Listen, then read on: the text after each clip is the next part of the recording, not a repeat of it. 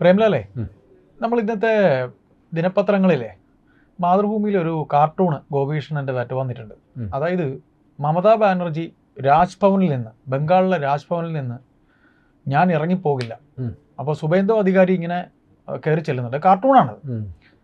ഞാൻ മാറിത്തരില്ല, ചുണയുണ്ടെങ്കിൽ കയറിക്കോ എന്ന് ഒരു ചട്ടമ്പി, ഈ പെൺചട്ടമ്പി അല്ലെങ്കിൽ കുട്ടിത്തം, ചില കുട്ടികൾ കുസൃതി കാണിക്കും എന്നൊക്കെ പോലെ ഇങ്ങനെ തടഞ്ഞു നിൽക്കുവാണ്. സുബേന്ദു അധികാരി ആകെ എന്താ ഇവർക്ക് വട്ടായോ, ഇനിയിപ്പോൾ എന്ത് ചെയ്യും എന്ന രീതിയിലാണ്. അപ്പോൾ നമ്മുടെ ചോദ്യം, ഇപ്പോൾ ഇന്ത്യ മഹാരാജ്യം ഉറ്റുനോക്കുന്ന ഒരു സംഗതിയാണ് ഈ പറയുന്ന രീതിയിൽ ബംഗാളിൽ അധികാരം പോയി, ജനം തൂത്തെറിഞ്ഞു, എന്നിട്ട് മമത പറയുകയാണ് എന്നെ എല്ലാം കൂടെ കൊണ്ട് ചവിട്ടി കുഴി താഴ്ത്തി, എൻ്റെ അധികാരം, ഞാൻ ഉണ്ടായിരുന്ന എൻ്റെ ആൾക്കാരെ വോട്ടത്രയും അടിച്ചോണ്ട് പോയി എന്നൊക്കെ പറഞ്ഞ് ഒരു ലോജിക്കുമില്ലാത്ത രീതിയിലാണ് മമതയുടെ പ്രതികരണം വരുന്നത്.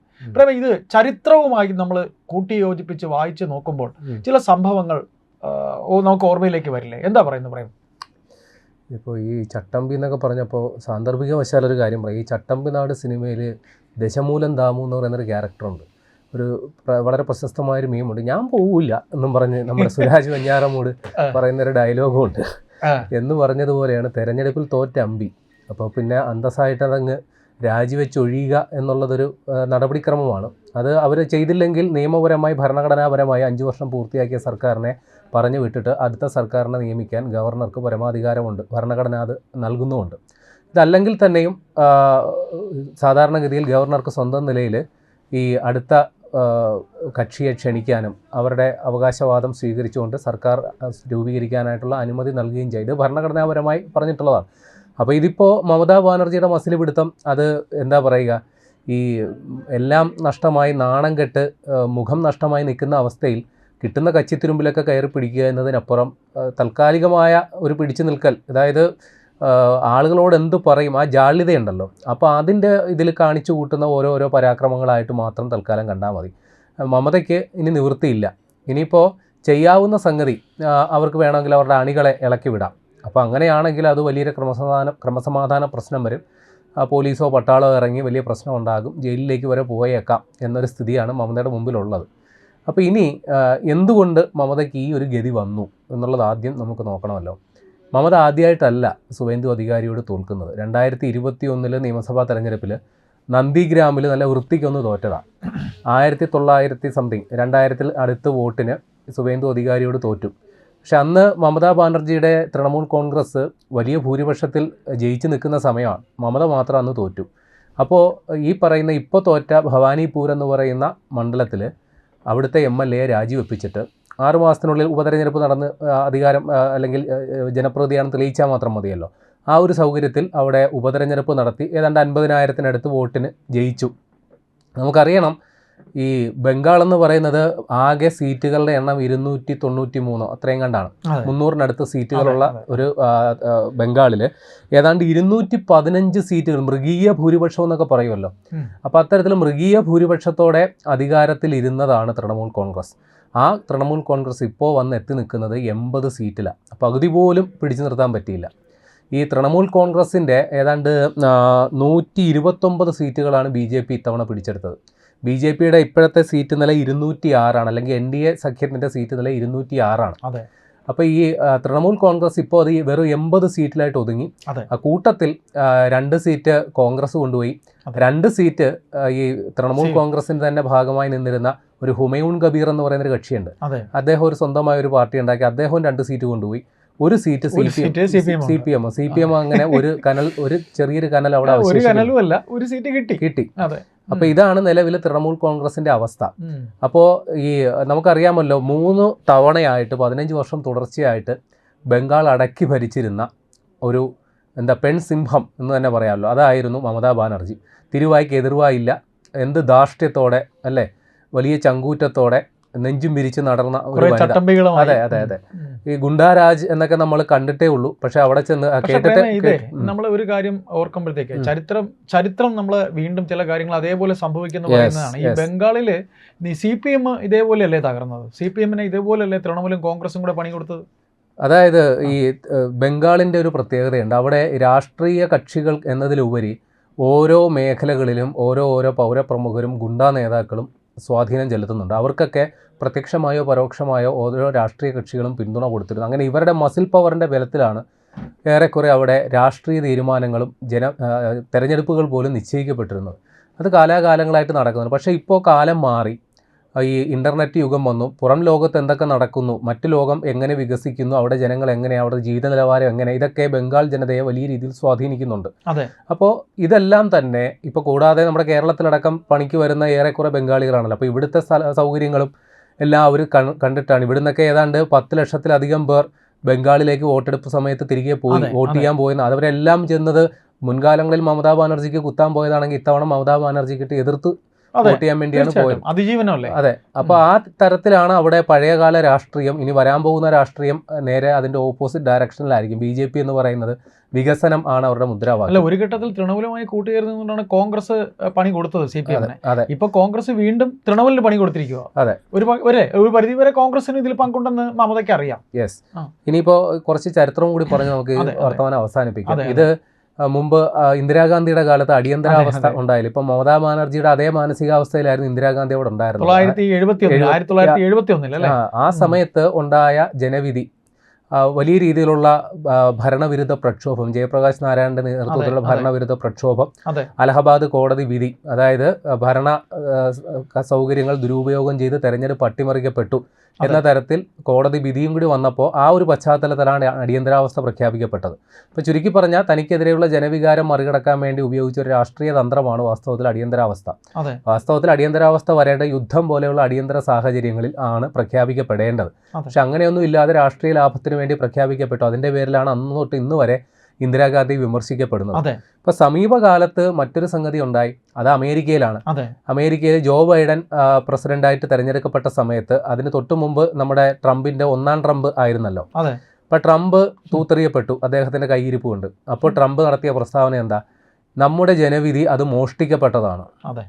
അങ്ങനെ എന്നിട്ട് വലിയ രീതിയിൽ മൈക്കെടുത്ത് വലിയ പ്രക്ഷോഭത്തിന് ആഹ്വാനമൊക്കെ. 2020 അതെ, അതിന് ക്യാപിറ്റോൾ കലാപം എന്നാണ് അറിയപ്പെടുന്നത്. അതായത് പുതിയ പ്രസിഡന്റിന് സ്ഥാനാരോഹണ ചടങ്ങുകൾ നടക്കാനായിട്ടുള്ള ഒരുക്കങ്ങൾ നടക്കുക. ക്യാപിറ്റോൾ എന്ന് പറയുന്നത് അവരുടെ ഭരണസിരാ കേന്ദ്രം. നമ്മൾ ഈ നമ്മുടെ ജില്ലകളിൽ കളക്ടറുടെ ഭരണസിരാ കേന്ദ്രം എന്നൊക്കെ പറയുന്നത് പോലെ അവിടെ അമേരിക്കയിലെ ഭരണസിരാ കേന്ദ്രം. അവിടെ അതിൻ്റെ ഒരുക്കങ്ങൾ നടക്കുമ്പോൾ ട്രംപ് അനുകൂലികൾ അങ്ങോട്ട് എരച്ചു കയറി ട്രംപിനെ വീണ്ടും പ്രസിഡന്റ് ആക്കിയേ പറ്റൂ, ഈ ജനവിധി അംഗീകരിക്കില്ല എന്നുള്ളതാണ് പറഞ്ഞത്. അങ്ങനെ ട്രംപ് ആഹ്വാനം ചെയ്തിട്ട് ട്രംപ് നൈസായിട്ട് അവിടെ നിന്ന് മാറി. അവിടെ 5 പേരാണ് കൊല്ലപ്പെട്ടത്. ഒരുപാട് പോലീസുകാർക്ക് പരിക്കേൽക്കുകയും ചെയ്തു. ഇതിന്റെ പേരിൽ ട്രംപ് വിചാരണ ചെയ്യപ്പെട്ടു. അത് ഇപ്പോഴും അതിന്റെ പ്രശ്നങ്ങളൊന്നും തീർന്നിട്ടില്ല.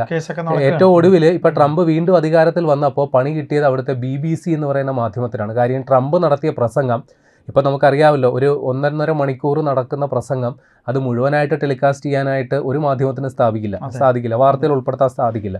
അപ്പോൾ പ്രസക്തമായ ഭാഗങ്ങൾ കട്ട് ചെയ്ത് ഒരുമിച്ചൊരു ബൈറ്റായിട്ടല്ലേ കൊടുക്കാൻ പറ്റുള്ളൂ. അപ്പോൾ ട്രംപ് പല വട്ടമായിട്ട് പറഞ്ഞ അയാൾ ഉദ്ദേശിച്ച കാര്യങ്ങൾ ഒറ്റ സ്ലോട്ടായിട്ട് ഒറ്റ ഒരു ബൈറ്റായിട്ട് ഉൾപ്പെടുത്തിയപ്പോൾ അതിൻ്റെ അർത്ഥത്തിൻ്റെ തീവ്രത ഇത്തിരി അങ്ങ് കൂടി. ഒരു ഒറ്റയടിക്കുള്ള ഒരു കലാപാഹ്വാനമായിട്ടത് മാറി. അപ്പോൾ ഇതിൻ്റെ പേരിൽ പാവപ്പെട്ട BBCയുടെ ഡയറക്ടറായിട്ടിരുന്ന 2 പേർക്ക് അവരുടെ ജോലി രാജിവെച്ച് പോകേണ്ടി വന്നു. വൻ തുകയാണ് ട്രംപ് അവിടെ മാനനഷ്ടത്തിന് കേസ് ഫയൽ ചെയ്തത്. അപ്പോൾ ഇതൊക്കെ ഈ രാഷ്ട്രീയമാണ്. വാസ്തവത്തിൽ ട്രംപ് അവിടെ കലാപാഹ്വാനം നടത്തി എന്നുള്ളത് അവിടുത്തെ സ്കൂളിൽ പഠിക്കുന്ന കൊച്ചുകുട്ടികൾക്ക് വരെ അറിയാം. എന്നിട്ടും അങ്ങനെ ഉണ്ടായി. ഇനിയിപ്പോൾ മമത അവിടെ നടത്തിയതും സമാനമായ പരിപാടിയാണ്. മമത അവിടെ ഈ തെരഞ്ഞെടുപ്പ് ആദ്യ ഫലസൂചനകൾ വന്നപ്പോൾ ഏതാണ്ട് 20,000-നടുത്ത് വോട്ടിന് മമത ലീഡ് ചെയ്യുകയായിരുന്നു. പക്ഷേ അവസാന ആൻറ്റി ക്ലൈമാക്സിലേക്ക് വന്നു. അവിടെ സുവേന്ദു അധികാരി ലീഡിലേക്ക് വന്നപ്പോൾ മമതാ ബാനർജി അപ്പോൾ തന്നെ അവരുടെ അണികൾക്കൊരു മെസ്സേജ് അയച്ചു പോലും, നിങ്ങൾ നേരം ഇരുട്ടി വെളുക്കുന്നത് വരെ കാത്തിരിക്കണം, ഇത് ഫലം നമുക്ക് അനുകൂലമായിട്ട് വരാൻ സാധ്യതയുണ്ട്. വലിയ രീതിയിലുള്ള അട്ടിമറി ഇവിടെ നടന്നിട്ടുണ്ട്. തെരഞ്ഞെടുപ്പ് കമ്മീഷനും അതിന് കൂട്ടുനിൽക്കുന്നു, കേന്ദ്ര സേന ഈ അട്ടിമറിക്ക് കാവൽ നിൽക്കുന്നു എന്നൊക്കെ പറഞ്ഞിട്ടാണ് ഒരു തരം അണികളെ ഇളക്കി വിടുന്ന തരത്തിലാണ് പ്രസ്താവന നടത്തിയത്. തൊട്ടു പിന്നാലെയാണ് അവർ പറഞ്ഞത്, ഞാൻ രാജിവെക്കാൻ ഉദ്ദേശിക്കുന്നില്ല, ഈ ജനവിധി ഞാൻ അംഗീകരിക്കുന്നില്ല, ഇപ്പോഴും ഞാൻ തന്നെയാണ് മുഖ്യമന്ത്രി. അതിപ്പോൾ ഈ പാണ്ടിലോറിക്ക് മുമ്പിൽ തവളയുടെ മസിൽ പിടുത്തം എന്നതിനപ്പുറം ആ ഒരു പ്രസ്താവനയ്ക്ക് യാതൊരു പ്രസക്തിയുമില്ല, വിലയുമില്ല. കാരണം ഞാൻ നേരത്തെ പറഞ്ഞതുപോലെ 5 വർഷ കാലാവധി പൂർത്തിയാക്കി കഴിഞ്ഞാൽ സാങ്കേതികമായ ആ സർക്കാരിന് നിലനിൽപ്പില്ല. പിന്നെ ഒരു തെരഞ്ഞെടുപ്പ് പൂർത്തിയാക്കിയത് ഗവർണറുടെ അനുമതി നിർദ്ദേശങ്ങൾ നിരീക്ഷണത്തിൻ്റെ അടിസ്ഥാനത്തിലാണ്.